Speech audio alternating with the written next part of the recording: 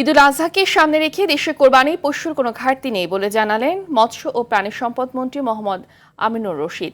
দেশে এবছর কোরবানির পশুর সংখ্যা ১,২৩,৩৩,৮৪০টি। বিপরীতে চাহিদা রয়েছে ১,১,০৬,৩34টি। সচিবালয়ে সাংবাদিকদের প্রশ্নের জবাবে কথা বলেন মন্ত্রী। দেশের বাইরে থেকে অবৈধভাবে গবাদি পশুর প্রবেশ ঠেকাতে সীমান্ত এলাকায় হাট ইজারা দেয়া হবে না বলে জানান মন্ত্রী। বিস্তারিত বিল্লাল হোসেনের রিপোর্টে।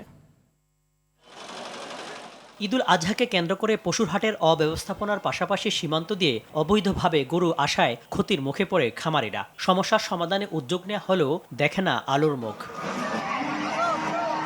এ অবস্থায় কুরবানি পশুর হাট ব্যবস্থাপনা, চাহিদা সরবরাহ এবং পরিবহন নিশ্চিতকরণে নেওয়া হচ্ছে নানা উদ্যোগ।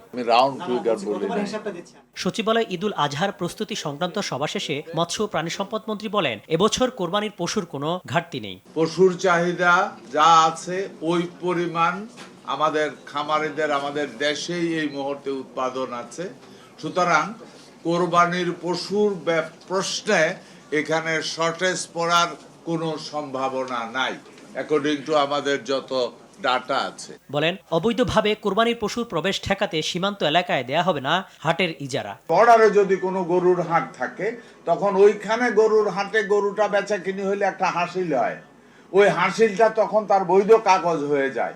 আমরা আজকে মোটামুটি একটা সিদ্ধান্ত নিয়েছি, ওই বর্ডার সাইডের ওই বাজারগুলি আগামী দিনে ডাক দেওয়া হবে না। মন্ত্রী জানান, ঢাকা উত্তর ও দক্ষিণ সিটিতে ২৭টি পশুর হাট বসবে। পশুর ট্রাকের চাঁদাবাজি বন্ধে কঠোর অবস্থানে থাকবে আইনশৃঙ্খলা বাহিনী। সুতরাং বিল্লাল হোসেন, RTV, ঢাকা।